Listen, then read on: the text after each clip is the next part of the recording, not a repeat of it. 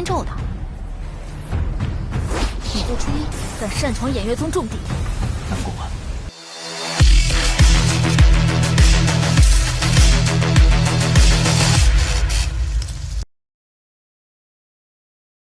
，Halo semuanya, selamat datang di Ruang Sinema. Bagaimana kabar kalian semua? Semoga selalu sehat dan baik-baik saja.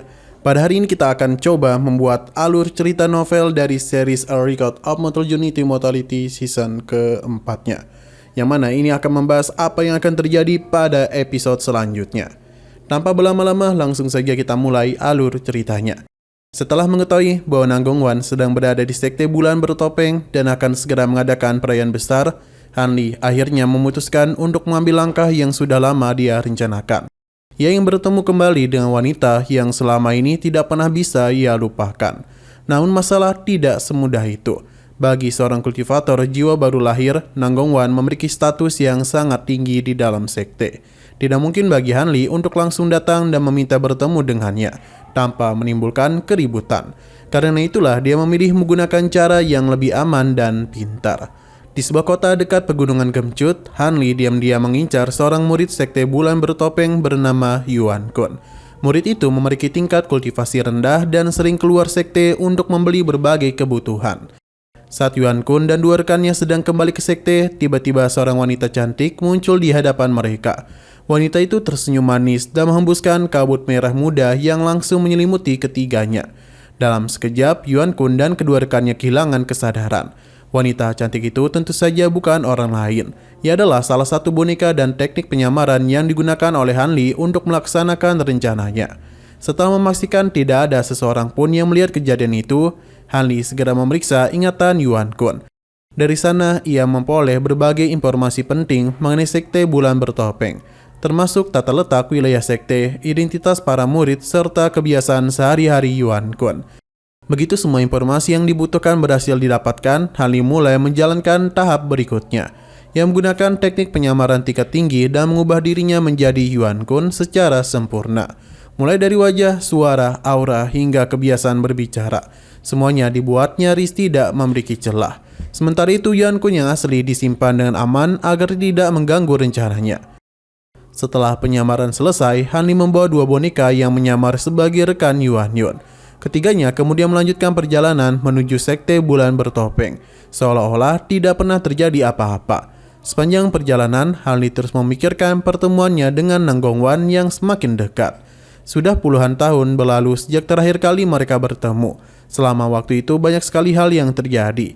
Han Li berkali-kali menghadapi bahaya maut, menjelajahi berbagai wilayah asing, dan terus meningkatkan kultivasi, hingga mencapai tingkat yang jauh lebih tinggi. Meski selama ini dia selalu tenang dan rasional, kali ini perasaannya berbeda. Semakin dekat dengan Nanggong Wan, semakin sulit baginya untuk tetap benar-benar tenang. Beberapa waktu kemudian, Han Li akhirnya tiba di wilayah pegunungan Gemcut, markas utama sekte bulan bertopeng. Berbagai formasi pelindung dan pembatas kuat menyelimuti kawasan tersebut. Untungnya, identitas Yuan Kun membuatnya bisa melewati pemeriksaan tanpa hambatan berarti. Han Li terus memainkan perannya dengan sangat hati-hati. Sedikit saja membuat kesalahan dapat membuat seluruh sekte menyadari bahwa ada penyusup yang berhasil masuk ke wilayah mereka. Setelah berhasil memasuki area sekte, Han Li mulai mengamati lingkaran sekitar. Lingkungan sekitar. Ia tidaklah terburu-buru mencari Nanggong Wan. Sebaliknya, ia memiliki pergerakan perlahan sambil mencari kesempatan terbaik untuk bertemu dengannya secara langsung. Dalam benaknya, berbagai kenangan lama teruslah bermunculan. Kenangan tentang pertemuan pertama mereka di tanah terlarang berdarah, berbagai peristiwa yang mereka lalui bersama, hingga perpisahan panjang yang memaksa keduanya berjalan di jalur masing-masing. Kini setelah bertahun-tahun berpisah, takdir akhirnya kembali mempertemukan mereka. Han Li tahu bahwa langkah berikutnya akan menjadi bagian paling penting dari seluruh rencananya. Ia harus menemukan cara agar Nanggong Wan mau menemuinya tanpa membuat siapapun mencurigai identitas aslinya. Nah, setelah berhasil menyusup ke sekte bulan bertopeng dan identitas palsu, Han Li akhirnya menjalankan langkah terpenting dalam rencananya. Di hadapan para penjaga sekte, ia berpura-pura menjadi murid biasa yang sedang mengalami masalah besar. Dan wajah penuh kecemasan, ia menjelaskan bahwa saat berada di luar sekte, dirinya bertemu dengan seorang senior misterius yang memiliki kultivasi sangat tinggi. Senior itu menitipkan sebuah hadiah untuk leluhur Nanggongwan dan memasang pembatas khusus di tubuhnya yang hanya bisa dilepas oleh Nanggongwan sendiri. Mendengar penjelasan itu, para penjaga langsung terkejut. Mereka mulai menebak identitas senior misterius itu. Jika benar orang itu adalah seorang kultivator jiwa baru lahir, maka mereka sama sekali tidak berani mengabaikan pesannya. Untuk memastikan kebenarannya, para penjaga pun memeriksa tubuh Han Li. Tentu saja semua itu sudah dia perhitungkan sebelumnya. Dengan teknik dan kendali spiritual yang luar biasa, Han Li berhasil menciptakan ilusi pembatas yang terlihat sangat rumit dan meyakinkan. Setelah memeriksanya beberapa saat, para penjaga semakin yakin bahwa pembatas itu bukanlah sesuatu yang bisa dibuat oleh kultivator biasa.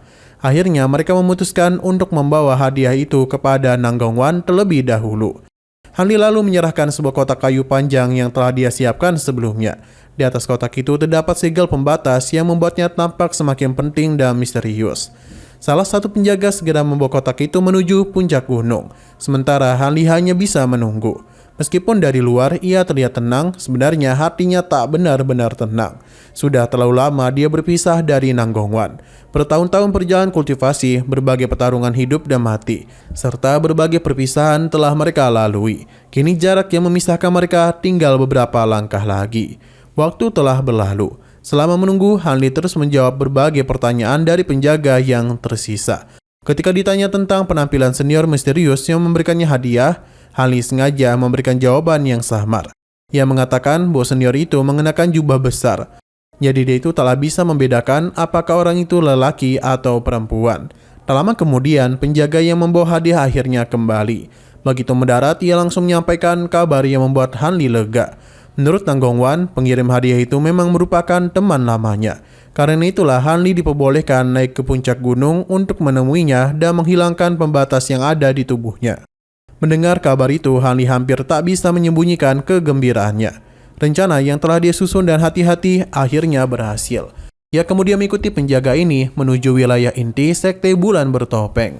Di sepanjang perjalanan, penjaga tersebut berkali-kali memperingatinya agar tidak keluar dari jalur yang telah ditentukan. Di sekitar mereka terdapat banyak formasi dan pembatas mematikan yang mampu membunuh penyusup dalam sekejap. Saat mereka sedang menuju puncak gunung, sebuah cahaya biru tiba-tiba saja melesat dari kejauhan dan berhenti di depan mereka. Dari dalam cahaya itu muncullah seorang kultivator berjubah mewah yang memiliki aura kuat. Ternyata ia adalah seorang kultivator formasi inti. Pria itu merasa heran melihat seorang kultivator kondensasi ki seperti Han Li berada di wilayah terlarang itu. Setelah mendengar penjelasan dari penjaga, ia ikut memeriksa pembatas di tubuh Han Li. Beberapa saat kemudian, tetua ini pun mengangguk. Menurutnya pembatas itu memang sangat rumit, tetapi tidak mengandung niat jahat. Karena itu dia membiarkannya untuk melanjutkan perjalanan. Setelah kultivator itu pergi, Han Li sempat mendengar penjaga membicarakan teknik gerakan milik pria itu yang sangat terkenal di sekte. Namun saat ini Han Li tidak lagi memikirkan hal-hal lain. Seluruh perhatiannya hanya tertuju pada satu orang, yakni Nanggongwan. Akhirnya mereka tiba di kediaman gua milik Nanggongwan. Di depan pintu, seorang murid wanita cantik berpakaian kuning telah menunggu. Setelah memeriksa identitas Han Li, wanita itu langsung membawanya masuk ke dalam kediaman Nanggongwan. Tempat itu tidaklah terlalu besar, tetapi terlihat sangat elegan dan tenang. Aroma harum memenuhi ruangan dan beberapa tanaman spiritual langka tumbuh subur di sudut-sudut ruangan. Semuanya memberikan kesan damai dan anggun, sangat sesuai dengan kepribadian pemiliknya. Han Li pun mengikuti murid wanita itu melewati beberapa ruangan hingga akhirnya tiba di aula utama. Saat memasuki ruangan tersebut, langkahnya seolah-olah berhenti sesaat. Di tengah aula terdapat sebuah meja kayu sederhana. Kotak hadiah yang sebelumnya dia kirimkan kini sudah terbuka di atas meja. Dan di salah satu kursi duduklah seorang wanita berpakaian putih dengan rambut hitam panjang yang terurai indah. Di tangannya terdapat pedang perak besar yang sedang dia amati dengan tenang. Wanita itu memiliki kecantikan yang tidak berkurang sedikit pun meski waktu telah berlalu bertahun-tahun. Orang itu tidak lain adalah Nanggongwan. Setelah sekian lama berpisah dan melewati berbagai cobaan hidup, Han Li akhirnya kembali melihat wanita yang selama ini selalu menempati tempat khusus di dalam hatinya. Pertemuan yang telah lama dinantikan itu akhirnya benar-benar terjadi. Di dalam aula utama kediaman Nanggongwan, pandangan Han Li langsung tertuju pada sosok wanita berpakaian putih yang duduk dengan anggun di hadapannya.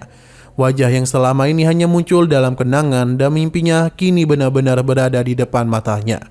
Untuk sesaat, Han Li bahkan tidak mampu mengucapkan sepatah kata pun. Semua bahaya yang pernah mengancam nyawanya seakan menghilang dari pikirannya. Yang tersisa hanyalah perasaan hangat dan kerinduan yang telah lama dia pendam. Sementara itu, Nang Gongwan juga memperhatikan pria yang berdiri di depannya. Meskipun penampilannya masih berupa penyamaran, tatapan Han Li terasa begitu familiar, hingga membuatnya tenggelam dalam pikirannya sendiri. Tak lama kemudian, Nang Gongwan memerintahkan murid perempuan yang mengantarkan Han Li untuk meninggalkan ruangan.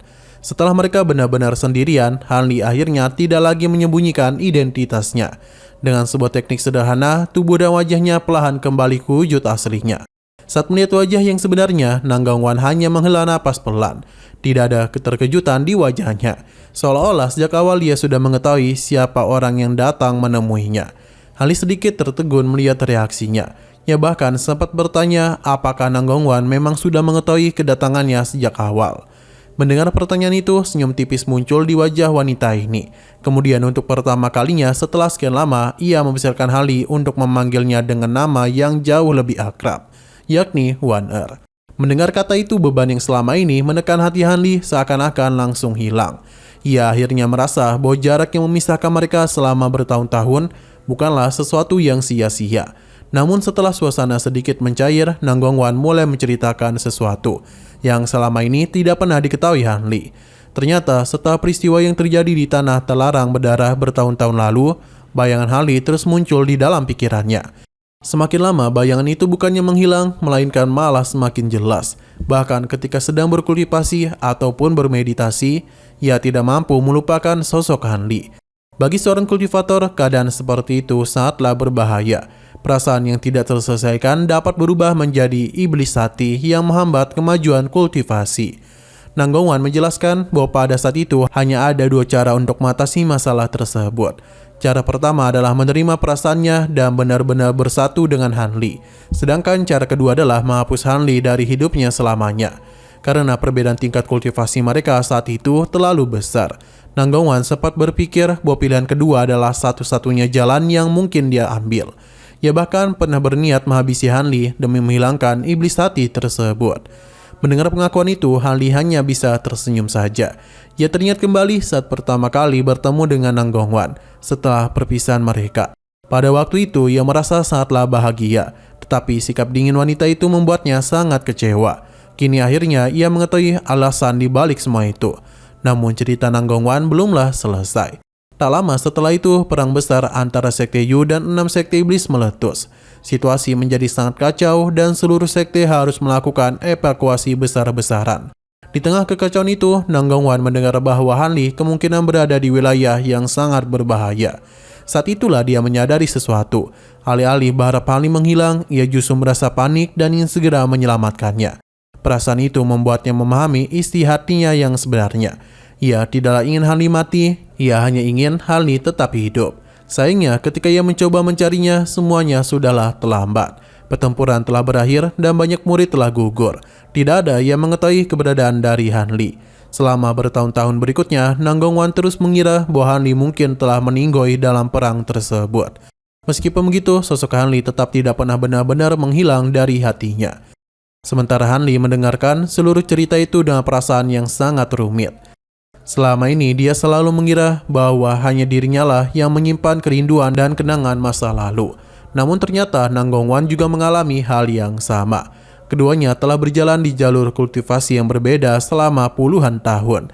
Tetapi takdir terus menghubungkan mereka melalui kenangan yang tidak pernah pudar. Kini setelah melewati begitu banyak ujian dan perpisahan, mereka akhirnya kembali duduk berhadapan.